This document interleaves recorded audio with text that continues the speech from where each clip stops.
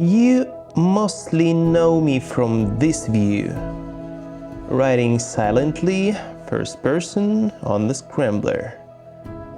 But I've never told you the story behind the bike and how we became one.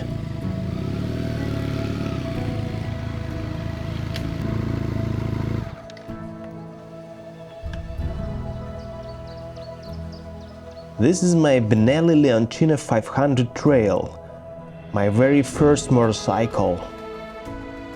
I bought her right after moving to Georgia in 2023.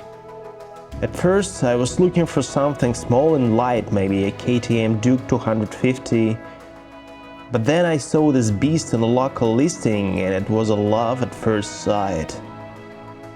You know, this retro charm, brutal silhouette. Slightly weird. She cost more than I planned to spend, but I said, screw it! Style over logic.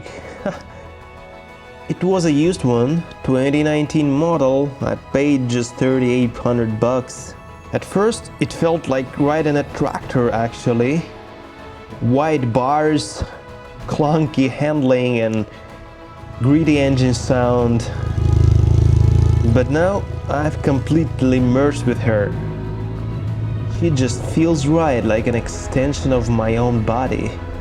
Over these 2 years we've gone through a lot. Mud, rain, fog, and snow, of course. A lot of snow. She's been crashed, frozen and stuck, and still pulled through. There were days I had to dig her out with my bare hands. Days when the wheels just spun in white silence. And still we kept going. City chaos, mountain calmness, campfires, and breakdowns. She never gave up.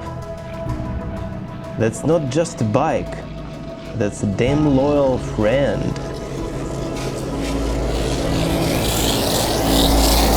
During editing this video happened the worst. The moment I thought I lost this bike forever. My bike got stolen. I spread the message everywhere. Moto chats, courier delivery groups. Looked in every corner. I was chasing shadows, hoping for a miracle. Then out of nowhere, some dude on a scooter spotted it with the plate ripped off and messaged me. We showed up and boom, there she was, my loyal partner, a little bit scratched but alive. Right now she's parked at the police lot, under investigation process. And me, I realized this is more than just a bike. It's a part of my life. And I'm not gonna let it just vanish anymore. And if you're wondering what she's like, I mean, not just emotionally, but practically, let me break it down. What even Benelli is, it's an all-Italian brand founded in 1911, eventually bought by Chinese companies Quanjiang and later Geely. Maybe you've heard the Geely. So yeah, she's made in China, like everything, like your iPhone for example. That's what makes her cheap to buy, cheap to fix and easy to love. She's the most affordable mid-size scrambler with legit retro style and off-road soul. If you don't want to sell a kidney for a Ducati or Triumph, this is your way in. What I love about this bike: she is cheap, but doesn't look cheap. People always stop me to ask what this bike is. She is reliable. 24,000 kilometers and still no factory parts failed. I mean, it was just a regular wear like chain, pads, clutch, tires. And the parts are crazy affordable. Once you figure out Taobao, Chinese website, it's like a Motorcycle Amazon on steroids. You know, gas tank costs $70. The brake discs, $30. Custom bits, everything is there. She's versatile. I mean, it's great in the city, but also solid off-road, especially with proper tires. Enduro-style seating makes it easy to stand on pegs and fly through forest trails. This is why this model called Trail. Yeah. And yeah, she looks awesome. Metal where it matters. You know, this retro lines, no bullshit attitude.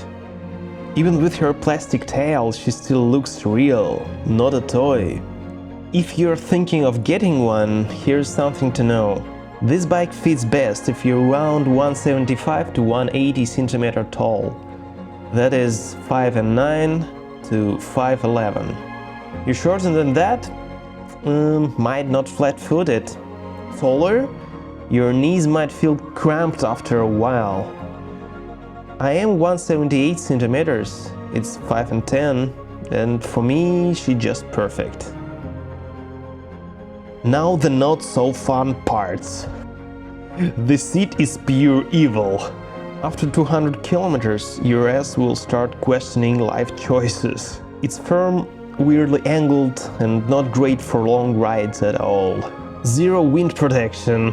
If you like to shred 100 miles per hour on the highway, you might literally feel punched by the atmosphere. And she is heavy. I mean, 207 kilograms with just 47 horsepower. Definitely not a performance bike at all. Not fast, not light, but built like a tank. You know, some parts feel rough and cheap here. The clutch wears out quicker than it should, maybe because I just use it too hard sometimes. There's a bit of that, you know, made in China vibe in the details. A lot of simple steel kind of a plumber pipes. Not about a welding aesthetic. But you know what? It's fixable. It's honest. She doesn't pretend to be a BMW. She's not refined, okay? But that's also what makes her charming.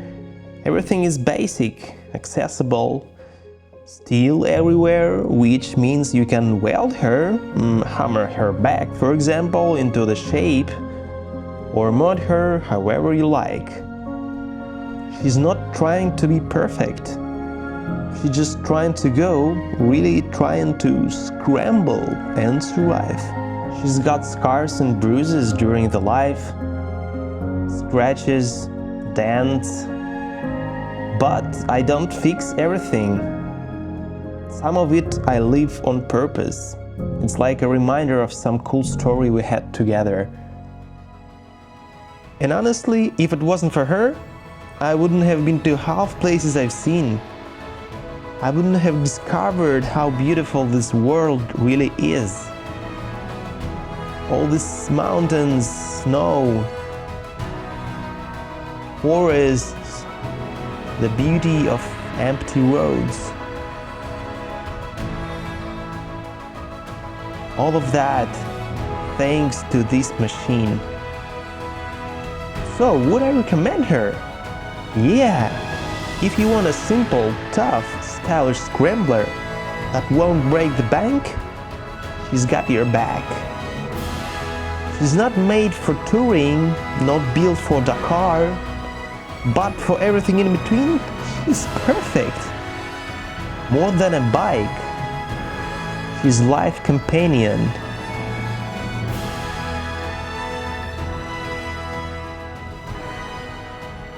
I appreciate you joining the rides with me. Check the description for links and stay tuned, because soon I'll show you every little custom touch I added to make her truly mine. See ya in the next adventures, brothers!